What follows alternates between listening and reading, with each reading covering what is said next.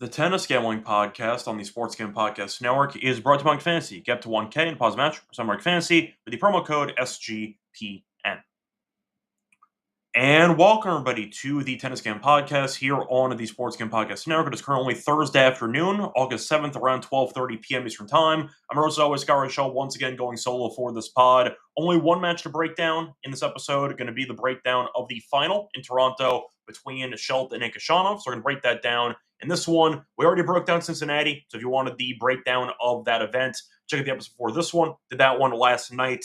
Bit of a weird schedule once again, where you actually have the start of an event happening before the end of the previous event. But either way, here we are. Time to break down one match on the card for Toronto.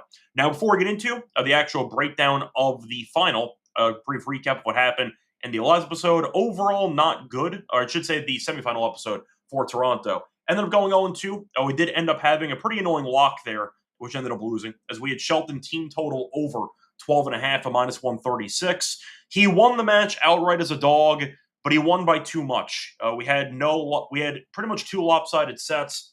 We had a situation where Fritz needed to hold one more time, got broken, then Shelton served for the first set. Then he broke immediately in the second set as he ended up coasting to a nice, easy win. So Shelton was plus money, thought he was quite live to win. Unfortunately, Fritz really just got buried, and Shelton went under the team total despite winning, so that's pretty annoying, but it is a loss nonetheless. For the dog, really wasn't that close with Zverev in straight sets at plus 112. Didn't work out as he ended up losing in straight sets. So, getting into the actual recap of the semis, a brief, I don't want to say detour talking about Zverev because it is connected, of course, to the match that he lost against Khachanov last night. But a brief, I'd say, I don't know if it's an announcement on the pod or something, but I think I've just had enough backing Zverev. I've made arguments trying to find good spots for him, and it's just not worth it. Zverev, we all were critical of earlier in his career for never getting over the hump, never winning a Grand Slam, despite all of the expectations for him to do so in his career. And I feel like one main issue that was common with the criticisms for his game was the lack of either mental toughness or the lack of aggression in big spots. And Zverev ended up making it to the Australian Open final.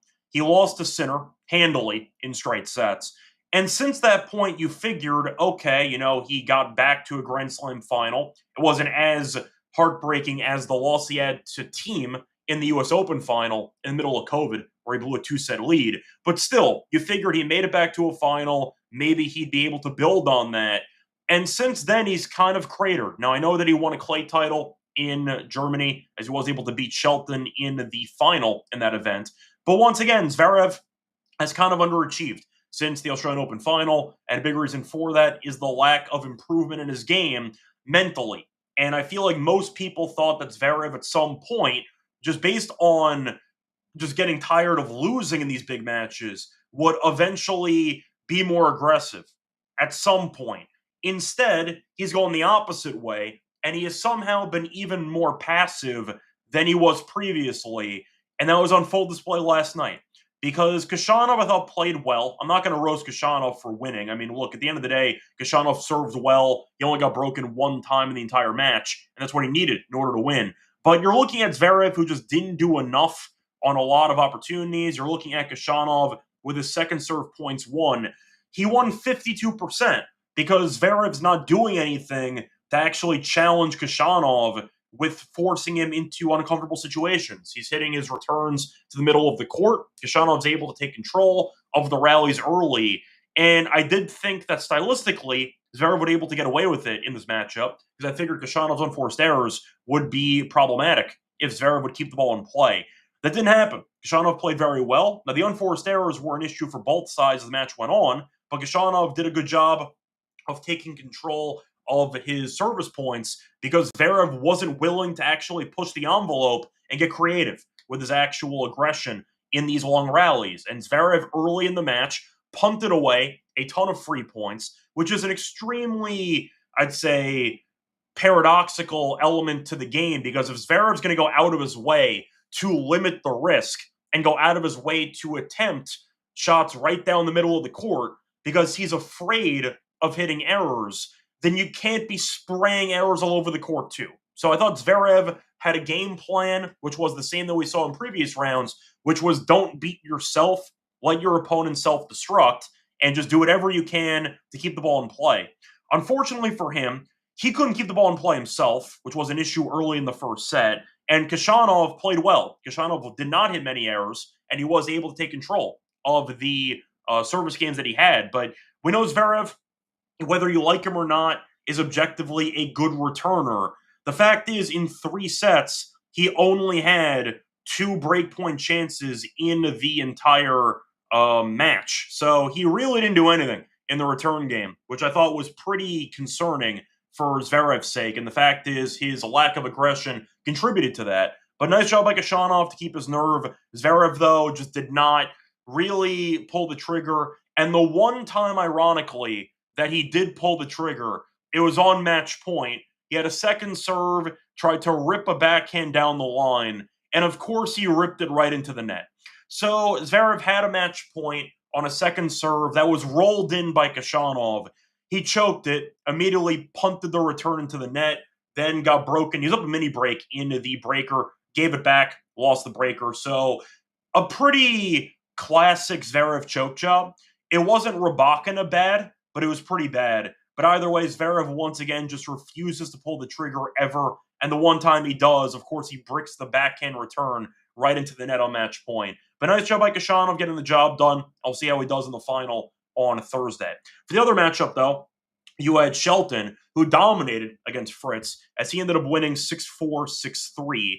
Never in doubt, you saw a couple of breakpoint chances early for both guys. Then Shelton settled in and did not face a break point for the rest of the match. So Fritz, just for reference, had 2 break points in the first return game of the match, and he had 0 for the rest of the match. Now, Shelton, on the other hand, was amazing. That was probably the best match he's ever played. I thought that Shelton's overall rally tolerance was solid. The shot selection was good. Of course, the serve was solid. Fritz had no answers. Fritz just got destroyed from the baseline. Nothing else to add. I thought Shelton played a really, really perfect match for his standards, and Fritz had no answers. So to go through the stats here, Shelton did win he won 86% of his first serve points. He won 59% of his second serve points. Once again, not broken in the entire match. As for Fritz, he ended up only winning 69% of his first serve points. He won 36% of his second serve points. So Shelton dominated from the get-go, and after the exchanging of failed breakpoint chances early, Shelton took over and dominated. So Fritz had no chance. I would say Fritz played poorly. He didn't play that well, don't get me wrong, but I thought Shelton played basically a perfect match, and I do think that Shelton is, once again, capable of showcasing this skill set more often than he does. And when he does, you can argue that he is definitely capable of making a Grand Slam final or maybe beyond if he plays as well as he did against Fritz. If he plays that well again in the final, he's going to beat Khachanov, just simply put. Now, I'm assuming that based on Shelton's lack of, I'd say, elite return skills over the course of his career, I am expecting some regression. I don't think he'll play that well again for the second straight day. Now, you could argue if he plays half as well as he did against Fritz, he should win anyway, because Khachanov was against a guy not taking any risks in Zverev, and that played right into Khachanov hand because he was able to locate the serve, he was able to get the forehand, and he was able to take control of the points early. Shelton, whether it's through, I'd say, aggression, which you could argue is poorly timed at various moments, he's going to keep Khachanov uncomfortable, and I feel like that was the main phrase that I'd use for Khachanov over the course of that semifinal matchup against Zverev. He just felt very comfortable. It felt like Zverev never really tried to make it a difficult venture for Khachanov. He never made him run around. He never really implemented drop shots. Khachanov came forward a bit more because Zverev was so willing to just stand well behind the baseline, and Khachanov took advantage of it. But I think Shelton did a great job. He ended up mixing up the shots well with the shot selection. He ended up having a great serve, obviously. Despite only landing 57% of the first serves, he was able to hold easily after the first service game. Yeah, I thought that Fritz just got hit by a buzzsaw. Nothing else to add, and Shelton was, in my opinion, the best player yesterday. We'll see how he does in the final. This would be his biggest title of his career. We'll see if nerves play a factor. Either way, though, nothing else to really add. Thought Shelton was great. Fritz did not play well. I didn't think he was horrible per se. I thought Shelton was just actually hitting every shot he needed to. And normally, we would see Shelton punt away a ton of free points from behind the baseline, which is what Fritz was counting on, and it didn't happen. So nice job by Shelton having a borderline perfect match, and he coasted against Fritz. So that's going to wrap it up for the semis. Time to move on into the actual final for Toronto. Before we get into the actual final, a reminder that we have some NFL team previews, which are out with the network. SportsCam Podcast is back. The 32 NFL team previews. They're also bringing back the phrase that pays. Each episode, they'll give it a word of a 32-word phrase. Submit the phrase for a chance to win a $1,000 circa future. We're brought to you by Nordic Fantasy. They're doing Investment Mania happening all summer long. Giving away 15 million prizes, 2 minute first place, no waiver wire, no trade arguments. Best one's best way to play fantasy football. They also have pick'em options. If you want to do an entry, you have to 500 times your entry to try an underdog for either the fantasy football or for the pick'ems. But when you sign up, though, use the code SGPN to get a special 100% odds match up to 1K. Once again, special pick and first time deposit offer up to 1K. So if you deposit $1,000, you'll get $1,000 back in bonus credits on fantasy.com, promo code SGPN. We're also brought to you by MyBookie.ag. It's available a ton of locations. Using to bet on baseball, tennis, WNBA, golf, and of course football futures. You could use them with crypto for fast payouts and easy deposits with Santo for an account. Use the code SGPN to get 100% of the match up to 1K. Terms and conditions apply. MyBookie.ag, promo code SGPN. Welcome back, everyone, to the Tennis Game Podcast. Finished going through the recap of the semis in Toronto. Time to move on into the final between Khachanov and Shelton. Now, for this one, Shelton is favored. He's about minus 175. For the dog, you have Khachanov at plus 148. For the spread, you have minus 1.5 for Shelton at around minus 125. You have Khachanov plus 1.5 games at plus 110. For the over-under, you have 23.5 games. The over is minus 120. The under is minus 110. For the team total, I see Shelton at 13 flat at minus 130. There are 13.5s out there at plus money. Khachanov at 12.5. The over is minus 125. The under is minus 105. For the set spread, you have Shelton in straight sets at plus 150. You have Khachanov to win a set at minus 200. And you have the over 2.5 sets at around plus 125. So for the head-to-head history, faced off one time this year. Coincidentally, it was actually a pretty straightforward win for Shelton. They faced off on Indian Wells hard court, and you saw Shelton dominate back in March, as Shelton did win 2-0. Now, for the matchup, ended up seeing Shelton win 6-3, 7-5. You saw Khachanov really struggle with the second serve, as you ended up seeing Khachanov only win 35% of his second serve points. So Shelton, you could argue, has a pretty similar game plan to what he did against Fritz in the semis. If he's able to see enough second serves, unlike Zverev, he will not let Khachanov roll in the second serves. He'll be aggressive. He'll force Khachanov to be uncomfortable, and we saw that work out to his benefit in Indian Wells. Now, I do think for the sake of the spot, you could argue that the actual moment is definitely bigger for Shelton, because Khachanov did win a 1,000 title before. It was 7 years ago, but he beat Djokovic in the final. So we know that Khachanov can handle these spots, and we know that Khachanov has been here before. Shelton, not so much. So Shelton's in the biggest match of his career right now. You could argue that the semis of a Grand Slam is bigger in theory. Those didn't go well for him, so we'll see if he can get his biggest title of his young career. Now, a reminder that Khachanov is at 148 as the dog. We have a much better price for the matchup because we have Khachanov at plus 3,000 to win the event. So we're one match away from glory for a plus 3,000 long shot. Hopefully, once again, we cash it. But for the sake of the matchup, do I think Khachanov should be the dog in this one?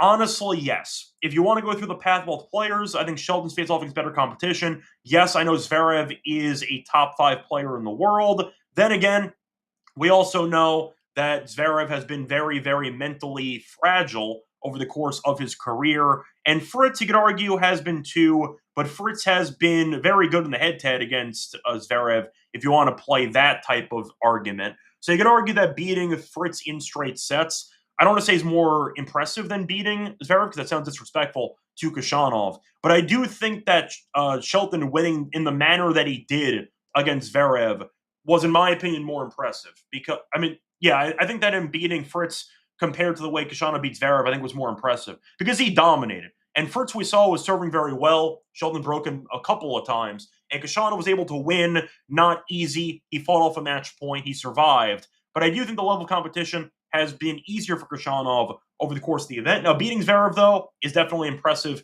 Nice win for him. Beat Mickelson, beat Ruud, beat Nava, and beat Fikovic. As for Shelton, ended up beating Fritz in straight sets, beat Dimenauer, who was off the DC title, in straight sets as well, beat Kaboli in 3, beat Nakashima in 3 as well, and he ended up beating Manarino in straight sets. So yes, Shelton has dropped some sets. He has definitely buckled down lately, and he was able to beat Dimenauer and Shelton in straight sets in the last 2 rounds.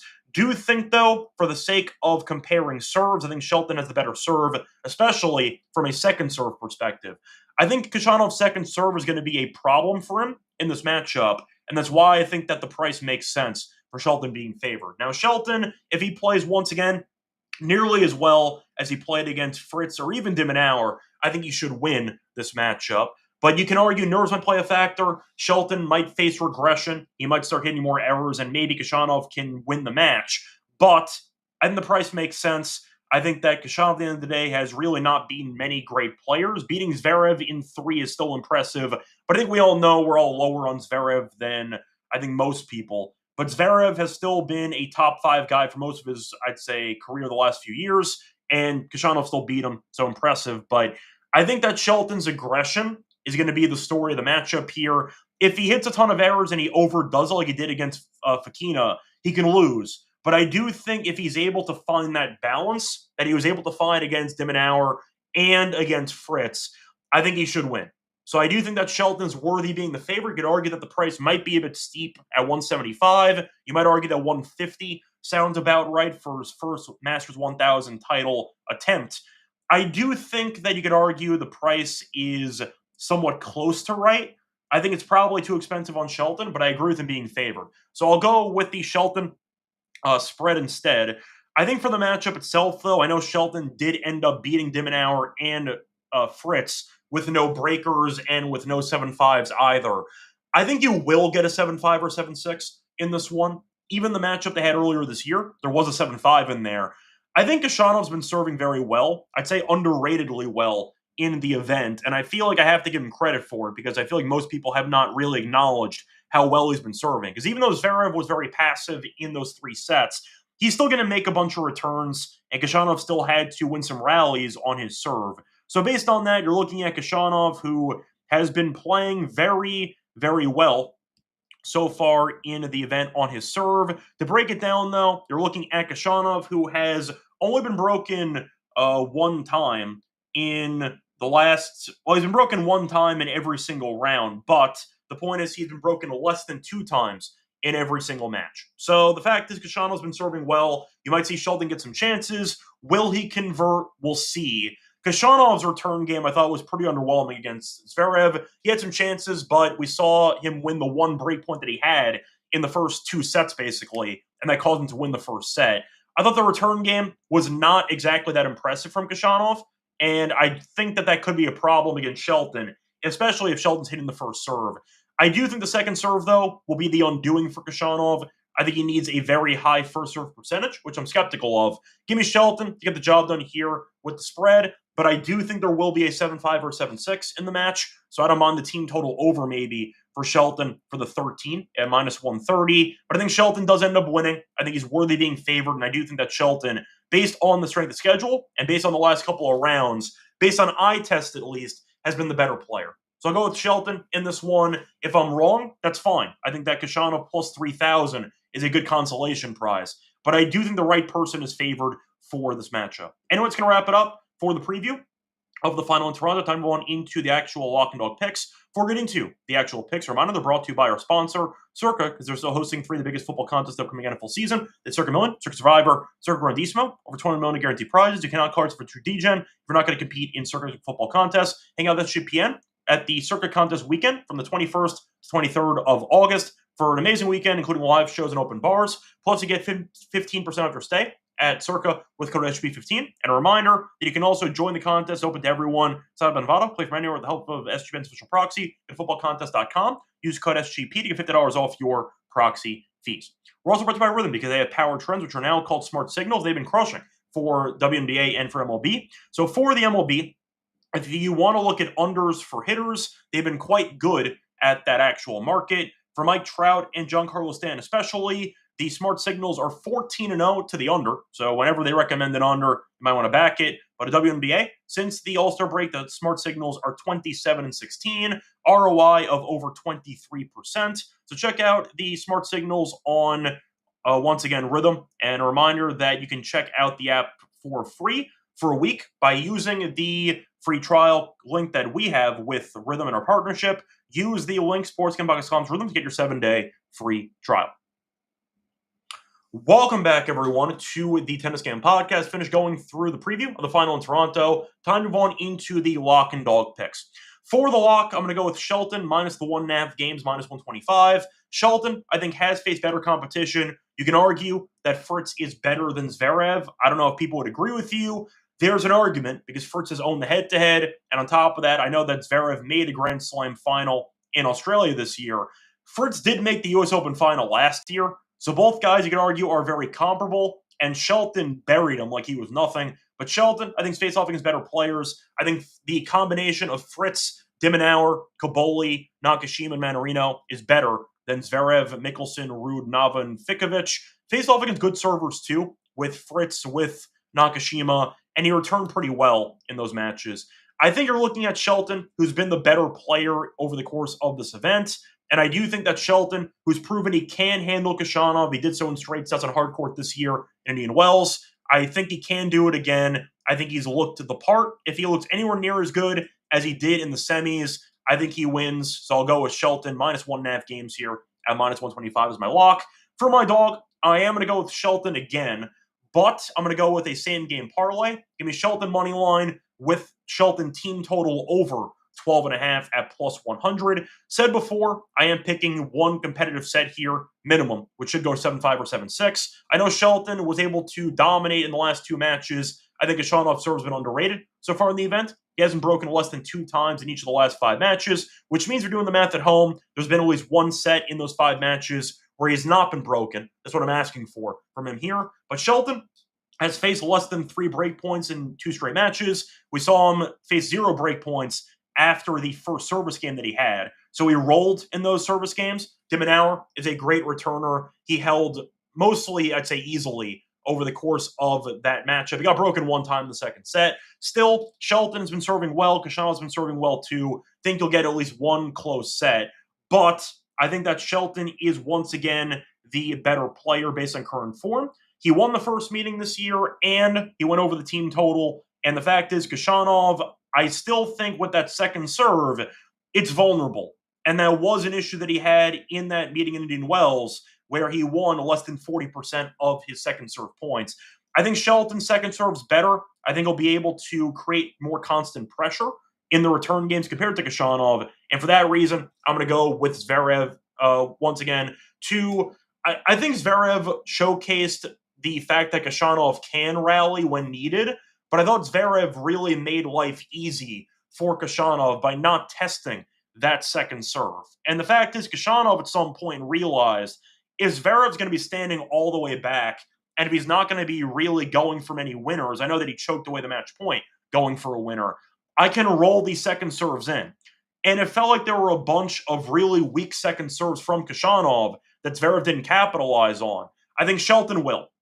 I think Shelton, whether it's going to go in or not, separate story. I think Shelton will be aggressive. I think he will be trying to take a lead in the rallies by forcing Khachanov on the back foot on the second serve points. And I think that Shelton will find more success than Zverev did in that type of situation. So I think that's enough to win. Give me Shelton in this one. Now, I see Chelsea asking if I'm thinking of hedging Khachanov.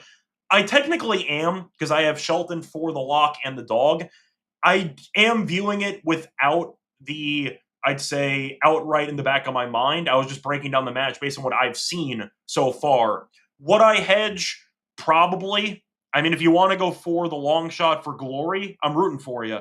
I think Shelton's going to win personally. So I guess the answer is yes. You can argue maybe you hope Gashanov can hold or maybe get a better number on Shelton live. If Gashanov holds in the first service game and he serves first, maybe you get Shelton at 150. Maybe he even wins a set and you end up getting yourself a plus money option on Shelton. So I'm not against hedging on Gashanov. A 30 to 1 would be very nice to win.